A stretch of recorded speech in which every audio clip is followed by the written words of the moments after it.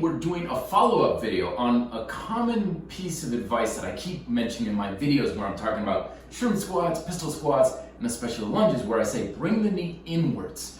Bring the leg in, bring it towards your center line in order to reduce knee pain. And I know a lot of you have said, yeah, but Matt, like, aren't we supposed to do the opposite? Bring the knees outwards, because collapsing the knees in is going to cause knee pain. And there is good reason to think this, because I'm not talking about collapsing the knee in. Usually when we see things like squatting when the knee collapses inwards, that is very detrimental to your joints, and it also takes away a lot of the strength and power you can have in things like squats and jumping as well. But one of the biggest reasons why we have this idea that knees should never go inwards at all is this sort of demonstration I've seen on the internet. I don't know if you can quite see it, but my friend here is going to demonstrate. The idea is that when we are doing some sort of a squatting motion, that we should have the hip, knee, and foot in a straight alignment here. So you can see it's not on the center line.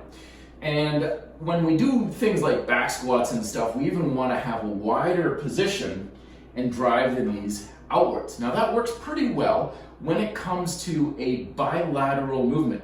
But in the bodyweight world, we do things on lunges and pistol squats and stuff, which places most of our weight on a single leg.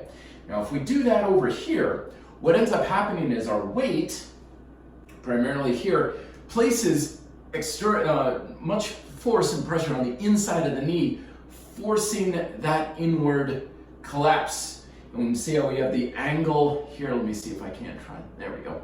We have this inward angle of the shin, the tibia, and the femur and stuff. Now this right here is going to be very hard on your joint, because what it's doing is it's basically wrenching your knee apart in this manner. You're stretching out here. So if you ever had inner knee pain and stuff, this is largely what's going on. So the solution for this isn't to bring it back out, because see how that would bring this back together, like good, it reduces the knee strain. It's to make sure the foot, number one, is close to the center line. And again, we're often told that the femur is going to pry away from the inside here, causing that shearing stress. But there's a big thing that we're missing with this explanation. It's the fact that your hip is a ball joint. Okay, if you can see here, I know it's not the easiest to explain, but your femur has the ability to twist and torque slightly in this position.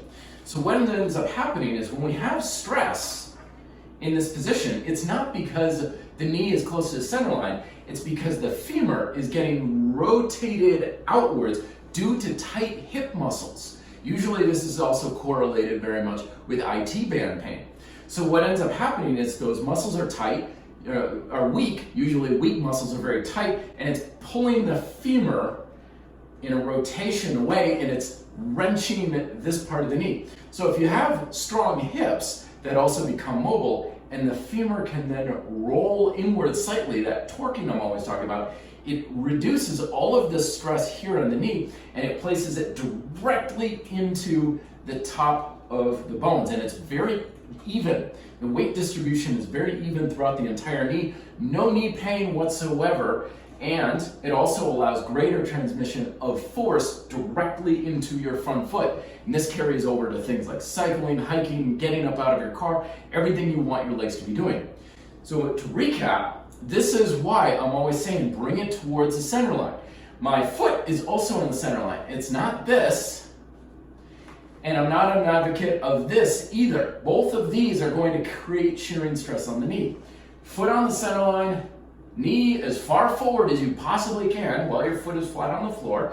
It improves ankle mobility, and make sure that femur is not rolling outwards, but maybe even slightly inwards to reduce the stress on the inside of the knee there.